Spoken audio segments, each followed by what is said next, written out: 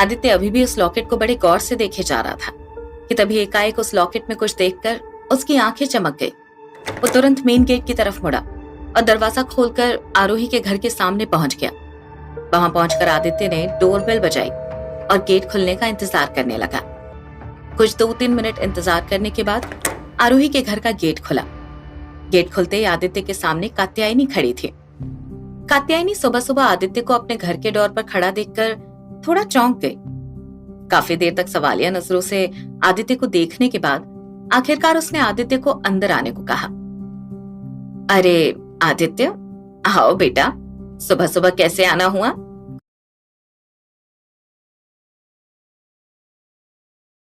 कोई काम था? कात्यायनी को लगा आदित्य नया शिफ्ट हुआ है तो हो सकता है किसी चीज की जरूरत पड़ गई हो, वरना सुबह सुबह कौन किसी के घर में ऐसे मुंह उठा के चला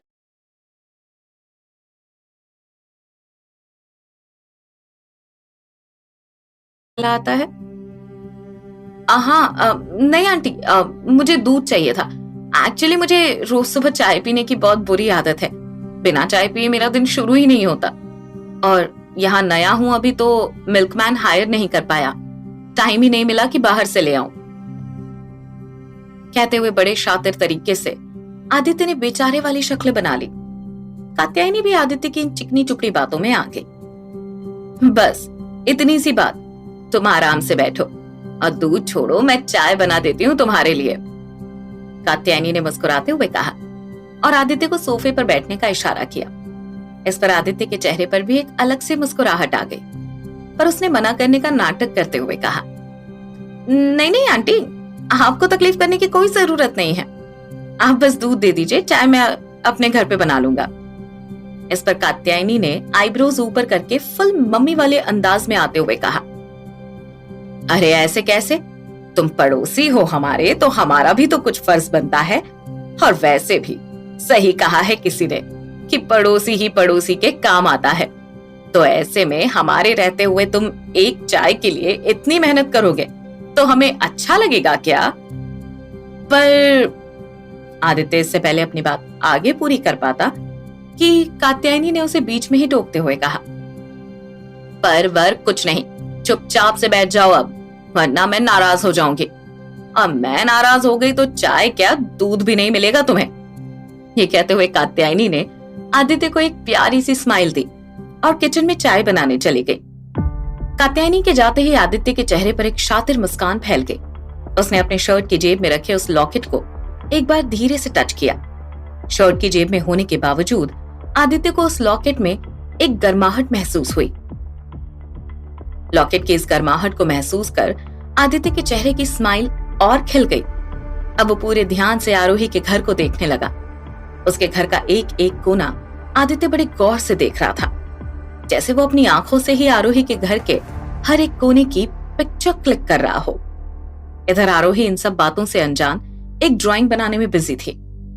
उसे इस बात की भनक भी नहीं थी कि आदित्य अभी उसके घर के अंदर बैठा हुआ है, तो वो अपने पेंट ब्रश के साथ ऐसे खोई हुई थी जैसे उसे दुनिया की किसी और बात की कोई फिक्र ही नहीं है। और ऐसा हो भी क्यों ना, ड्राइंग्स बनाना आरोही का बचपन का प्यार था। वो जब भी फ्री होती तो पेंट ब्रश लेकर घर के एक कोने में बैठ जाती और घंटों तक कुछ ना कुछ ड्रॉ करती रहती थी। आरोही ड्राइंग भी ऐसी वैसी नहीं, बिल्कुल रियलिस्टिक बनाती थी। उसकी बनाई तस्वीरें देखकर कोई भी मोहित हो जाता था। और हो भी क्यों ना, आरोही की तस्वीरें इतनी लाइफफुल रहती थी कि उन्हें देखकर ऐसा लगता था जैसे वो अभी पेपर से निकलकर बात करने लगेंगी। मगर आज आरोही जो तस्वीर बनाने की कोशिश कर रही थी वो कोई आम तस्वीर नहीं थी। आरोही आज अपने किसी सपने को एक तस्वीर का रूप देने की कोशिश कर रही थी। पर ये क्या, तस्वीर के तैयार होते ही आरोही के हाथ पैर ठंडे पड़ गए।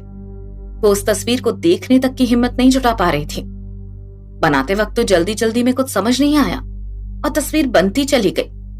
पर जब वो तस्वीर पूरी तरह से बनकर आरोही के सामने आई तो उसकी धड़कनें अचानक से तेज हो गई और आरोही की आंखों से आंसू गिरने लगे। दरअसल वो तस्वीर आरोही के उस सपने की थी जिसमें उसने बड़ी ही बेरहमी से एक चौकीदार का खून किया था।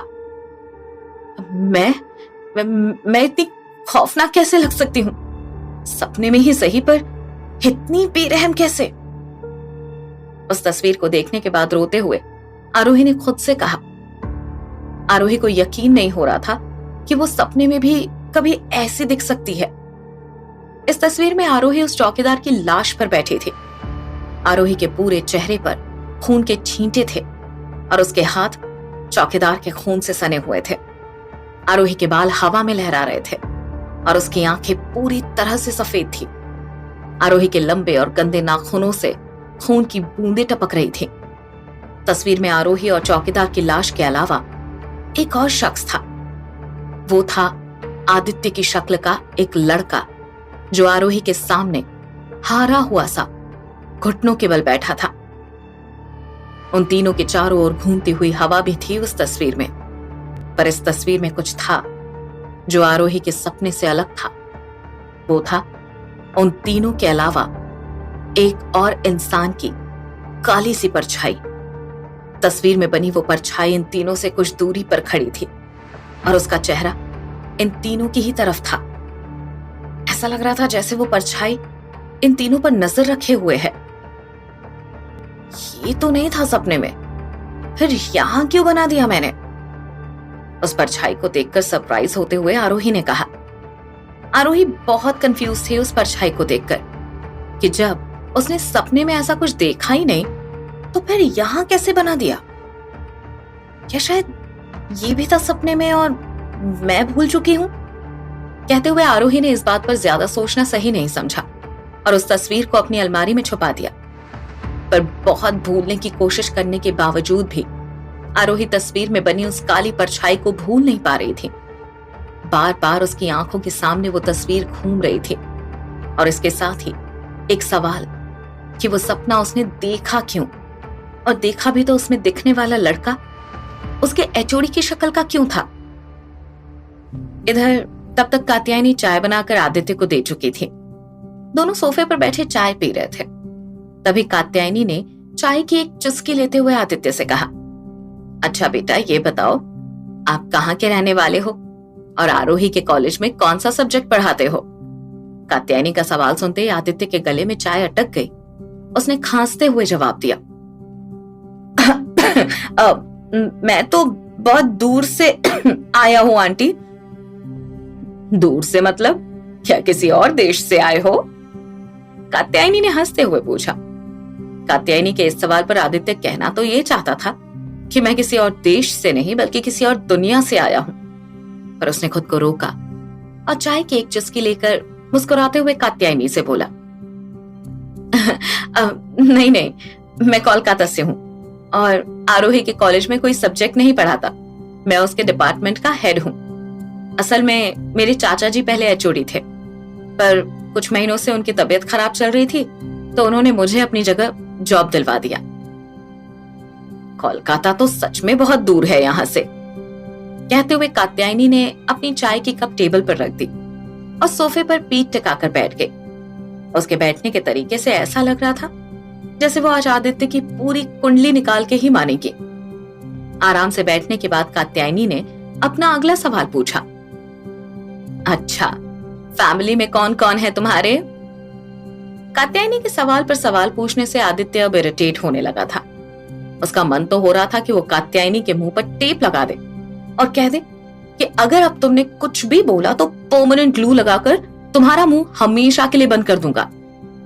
पर कैसे भी अपने गुस्से को कंट्रोल करके आदित्य ने जवाब दिया, मैं अकेला ही हूं। मॉम की शक्ल कभी देखी नहीं क्योंकि वो मुझे जन्म देते ही स्वर्ग से धार गई और जब मैं 12 साल का हुआ तो डैड भी कार एक्सीडेंट में मारे गए।